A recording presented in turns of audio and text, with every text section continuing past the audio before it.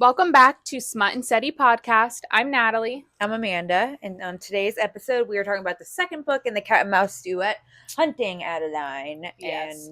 And this was another good book. Yeah. We ended on a cliffhanger in the last one. Yes. Addie got taken into a sex trafficking ring. So this book, we kind of just, learn about what's happening in that ring. It's so big. Again, I read this on Kindle, but every time I see her real books, you just breeze through these books. Yeah. So it's like shocking at how. I mean, the writing's pretty big too, though. So yeah.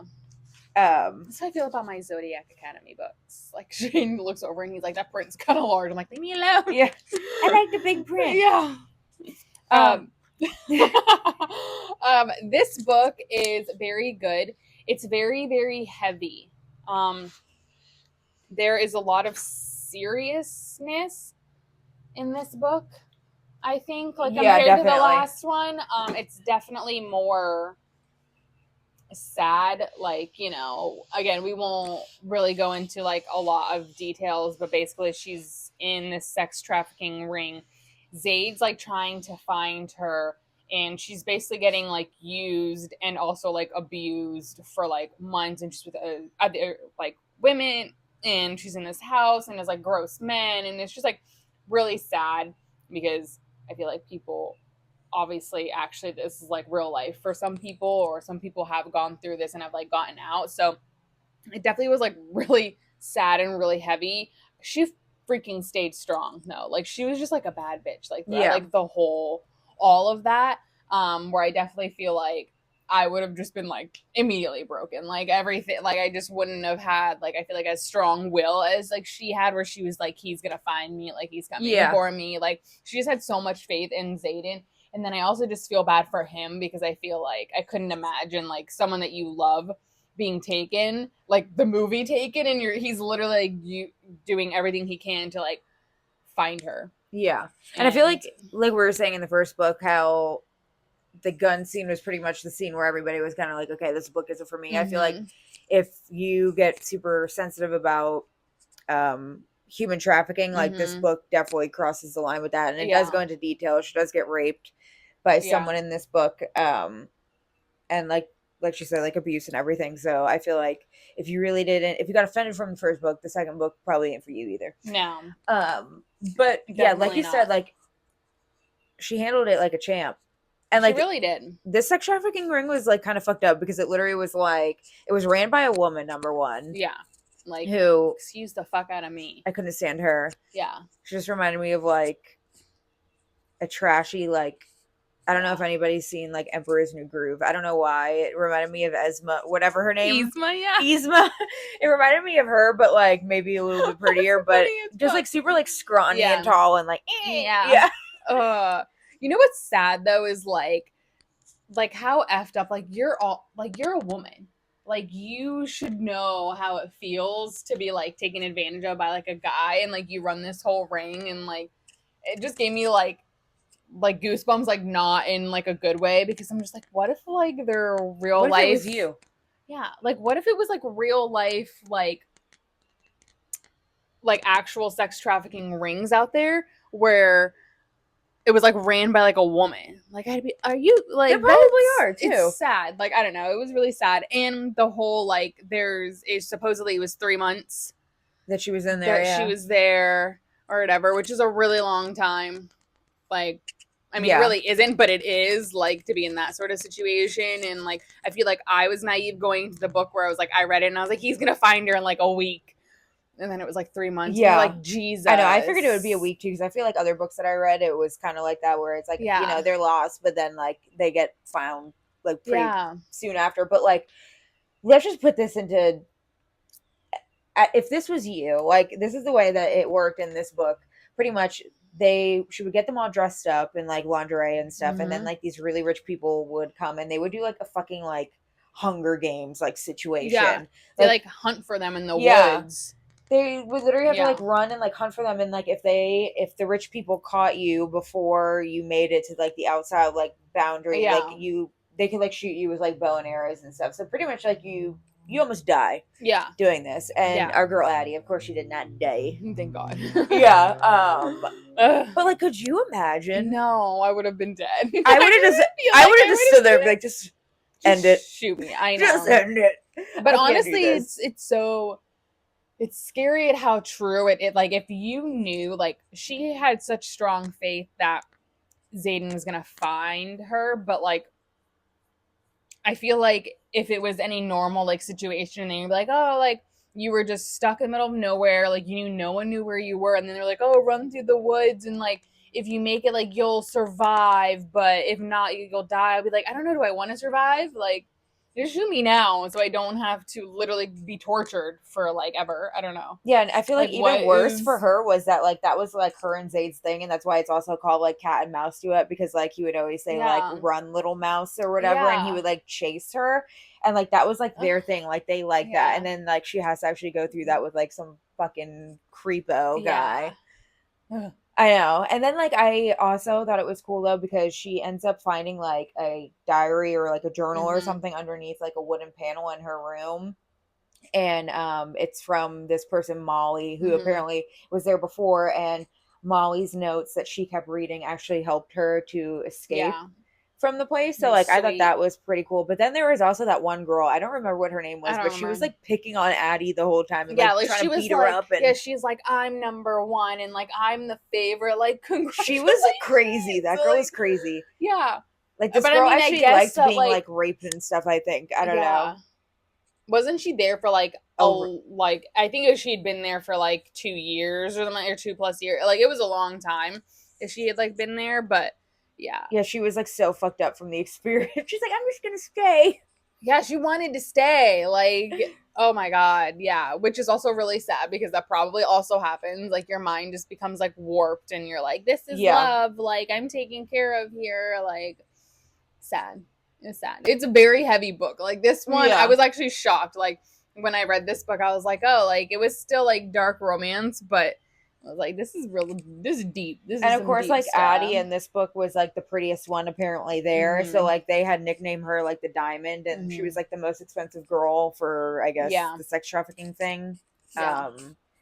So I don't know. That whole part was like crazy. Anyway, she escapes. Yeah.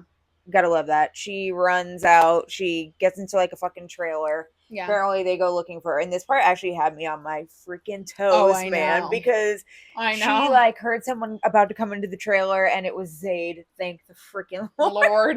But I thought it was gonna be like, I forget what the one guy, her Priscilla's brother's name. Oh yeah, I don't know. The one that like raped her or whatever, but he was like big, fat, and gross. Yeah. Also the one dude who was like kind of helping her. Yeah. Like at the same time, but you're just like, it's kind of still like a piece of shit. Yeah, you're like, you're still a piece of shit, but she like defended him. Like even to Zayden was like, no, and she's like, no, like we have to help him. Like that's the only reason why. Like, and then the sister. Yeah, and I'm like, bro, but like what? I don't know. He's the one that kidnapped you. Yeah, I don't know. It was just messed up. But yes, Zayden does find her, and that scene was like sad. Like she like jumped in his arms, and then like he like his knees buckled, and like he went to the ground, and you're just like. I know, it was such a good reunion. Yeah. And then they go back to their unhinged shit. But pretty much the whole sex trafficking ring was from government officials.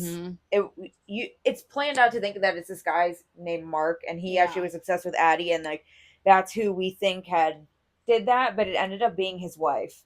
And like the more fucked up part of the book was like it wasn't even about like the sex trafficking ring too. They would like take children and like spill their blood to like drink it. It was like some type of like culty shit. Yeah, that's the part where I was like, bruh, what the hell? Why are we drinking human blood over here?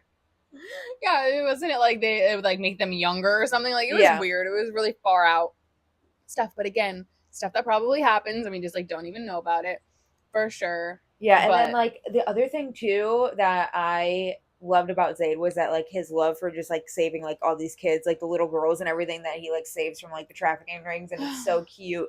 And then he has that like little like Green sanctuary place with like all the girls that like been through similar things. So it's like the first book definitely was Red Flag Zade Meadows, and then the second book is more Green Flag Zade Meadows. Yeah, it was for sure. And it definitely like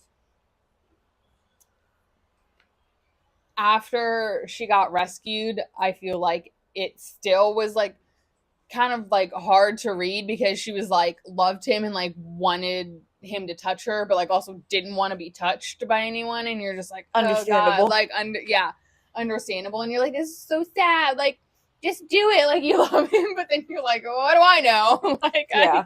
I wasn't tortured for 3 months, you know. And Zade's still a little freak in this book, but at Yeah. the same time, like I also love sorry guys, I am getting a closet installed in my house and it just was really awkward because we're like talking and then all of a sudden I see like a guy like through the thing and he's like and I'm like, oh, this is fucking awkward. So They're picking like up talking crap about us. I know. I like literally truck. ran inside and I'm like, we do a book podcast, so oops. And the guy just kind of ignored me. He's probably like, yeah, who fucking cares? But he's like, can I just go now? Yeah. So anyway, we're saying that Zade's still kind of like a little freak in this book, but I also like his love for like Addie because she's like, I don't even know your last name because I think at some point in this book she kind of is like, okay, like I'm really happy that you saved me. I'm still emotionally damaged from what just happened to me, and I'm also kind of freaked out because he still is like very like, you're my one, I'm obsessed with you, you're gonna be the only person, and this is how our life is gonna end up. And I think at one point she just is kind of like, I don't even know your last name, I don't even know your birthday. And I literally love with his response. He's like, or our last name is Meadows, Meadows baby, and I just love that because I'm so like, good. he like, girl, he ain't giving you an option. You stuck, so you better make up your mind real fast. Our last name is Meadows. That's so good. Yeah, I know. I love that. I was like, this is so. I like that. That's the red flag that I decided to ignore. He is totally claiming me, even though I might not want it, but I'm going to take it because he just said something really cute. Yeah, it's really adorable. Yeah. Meanwhile, in the real world, like Shane or Jeff says something, it's like, what'd you just say? Yeah, what'd you just say? You want to try that again? But honestly, though, if like I was single and like a dude literally said that to me, like, oh yeah, your last name is like my last name, I'd be like, ew, cringe. Like, what the fuck? Get away from me. Yeah, I'd be like, you're disgusting. That's why it's just better reading it. Yeah, it's fake. Exactly, but it doesn't have to be real. They take down the whole sex trafficking ring, so that was great, and they had to kill that Claire bitch who, that old lady, whatever. But I also liked how at the end of the book he gives her the ring, and the ring was like the roses and the red ruby or whatever. And it's funny because I remember Natalie texting me. And she's like, or I texted Natalie and I was like, I'm done with the book. Like, it was so good, blah, blah, blah. And she's like, oh, did you like love like what the ring like resembled or whatever? And I was like, oh, like he didn't get her a diamond because when she was in the sex trafficking ring, that was her nickname. So he didn't get her one. And she's like, what was it about like the roses or whatever? I don't even remember. I don't know. But I literally was like, oh. I honestly don't even remember at the time. I think it was just supposed to be like the red ruby, and then I think the band was like a rose stem or something like that, and so it was like her rock was like the rose, and so it was like a rose or whatever. But I don't know. I think I just like put it together, but I can't remember now because it's been so long. But then I also, when Amanda told me that, I was like, oh, that also sounds right. Like, that sounds good. Like, what do I know? It's probably that, too. But I also just laugh, too, because, like, sometimes I read books and, like, I, like, see stuff on the internet afterwards, and I read the book, and I'm like, wow, that was great. It was super cute, whatever. And then I see, like, people actually, like, diving deep, like, into stuff, and, like, I saw one girl that was like, oh, like the rose was like such a symbolization of like his mother's love, and the mirrors show you that like on the outside not everything is like perfect and blah blah blah. And I'm like, all I remember from the mirrors was the fucking scene. Like, that's what I got from that. It's just not deep. Exactly. Like it's not that deep. I don't know. But it's the same where any sort of book that we read, like Amanda and I, like, our theories are so superficial. Like, they're base level, second grade, like, oh, we think this is happening. And then we get on the internet and people have like, all these theories. And we're like, oh, I didn't even know that meant that, or that could be a possibility. Like, people are just way smarter than I am. And I'm just like, Yeah. I thought it was just this. And my thing is, it's like, how can you have a theory on a dark romance? Like, what do you mean a theory? Yeah. It's laid all out there. I don't know. They That's just just me. having sex. Yeah.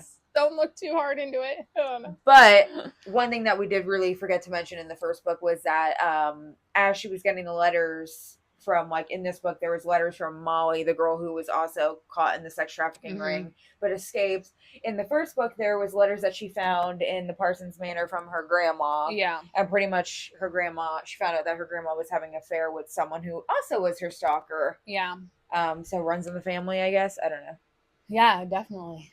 I think she's just more like her grandma than she realizes. Yeah. Yeah. And that new book just came out, and that one was also really good. Yeah, so it actually worked out for our podcast because we were like, after we do Akatar, let's do a dark romance. We'll do Hunting Adeline. And then we went into Fourth Wing because we were like, well, we cannot not talk about Fourth Wing because it was just like the big thing with So Onyx freaking Storm popular, coming out. yeah. So then it actually worked out because then we read Phantom like right after Onyx Storm, and we're like, oh, now we have 3 books to talk about for the Hunting Adeline series. Yeah.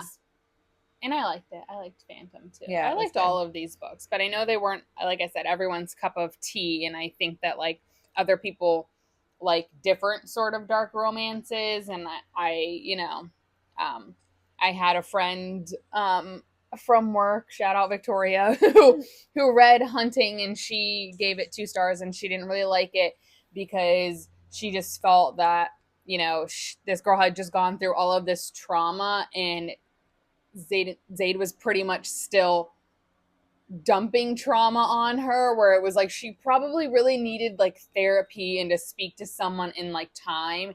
And he basically was like, I can give you that. Like the best I can give you is like a day and a half before I sleep with you again. And so I think like her opinion of the book is she just was kind of like, I don't know. I don't really. That was a bit much for her, and so I can understand that. I was still pleased because again, I just think that I'm easily entertained. Plus, like I feel like that's every male character in every single book. They're like, I am God and I fix everything. Like, yeah, and I think that's why she was just like, oh, like compared to a lot of other dark romance books, like this was some deep, dark stuff. Like I feel like other dark romances that you read, like things aren't really that deep, and you're like, oh, like this girl actually went through trauma, and then it was like his solution was just like having sex with him would solve the trauma. Yeah, pretty much. And you're just kind of like, no, but okay, and like I think it was just a little much. I didn't really get that, but I understand why, Yeah. And another thing in this book that I also was kind of like, okay, if you into it, you into it. But if you're not, like, skip the part where he, like, literally, like, cuts her skin while they're, like, doing it. And I'm like... Yeah. It's, like, a lot, yeah. Is that a thing? I don't know. It probably is, but, like... Probably is. I don't know. We're not doing it. Yeah, I was going to say, I don't know if I want that in my book. I don't know. I don't know. Yeah. That was a lot. Yeah. I totally forgot about that, actually. You, like, trauma blocked it out yeah, of your head. I was like, done. Like, yeah, no. Everything else was great, but that one... It didn't bother me, but at the same time, I'm like, do people actually do that? Yeah. I mean, maybe. Yeah. Like... Well, I think that's just something that, like, you're like, okay, choking and, like, other things where you're like, okay, like, a little bit of pain, but you're just like, I actually can't imagine, like, you doing that with someone, and then I'm like literally slicing into your skin and being like, I love the pain and the pleasure so much, like you're being cut open. Yeah. Like I don't really get that. Like I think that's like the pain overrides the pleasure a lot more. Right, that's what I'm saying. It's like almost like too painful. You're like, okay, you're not really getting like spanked or whipped or like anything where you're just kind of like, okay, I can see it. You're like, you're actually being cut. Yeah. And to me, I feel like that would be like too much. And like the gun scene, like it bothered other people, but at the same time, like we're nurses and like everybody hears the stories about like people putting weird shit up their ass. So like to me, I'm kind of like, okay, it's an object and there's a hole, so people use weird shit. I don't know. Yeah. So that part just didn't. Yeah. I mean, unless it was shaped normally, sort of. Yeah. I guess. Like it wasn't like something. You know what I mean? Hopefully like, there was no bullets. Just like it wasn't something like super like out of like I don't know like so. It didn't really bother me. I'm just gonna like emphasize this. I feel like me and Natalie are just morally great people ourselves because just I don't know, just being like a nurse and just having like you have like a dark sense of humor. Yeah, we're just desensitized to this. Yeah, and I think that's also probably which why we're just like this was great. just desensitized to a lot of stuff, which is why like I don't think like gory situations or really rough situations like really phase us, just because you like see a lot in the medical field, and I just kind of think that. And it's also funny to me because like obviously we like to push this book onto other people because we thought it was like good or whatever, but like our one friend Stephanie Levy Steph, she was like, oh, like what book should I like read next? And just she was living out in Seattle at the time. Oops. She's like, I want to read that one, and we're like, maybe just don't read it because it takes place where you are. Yeah. And like I don't know, if I was living there by myself and then like this girl's having like stalkers and all this shit, I'd be like, yeah, I'll wait to read this one. Yeah, no, I agree. That would freak me out. Especially living like, no, I couldn't. No, that would freak me out for sure. I couldn't do that. I don't even remember. Did she end up reading it? I don't know. Yeah. I don't think so. Let us know, Steph. Yeah. Steph, if you're watching, answer. Answer us. Well, I feel like that concludes this episode. Yeah. I think it was great. Yeah. Hopefully you liked the book, just like we did.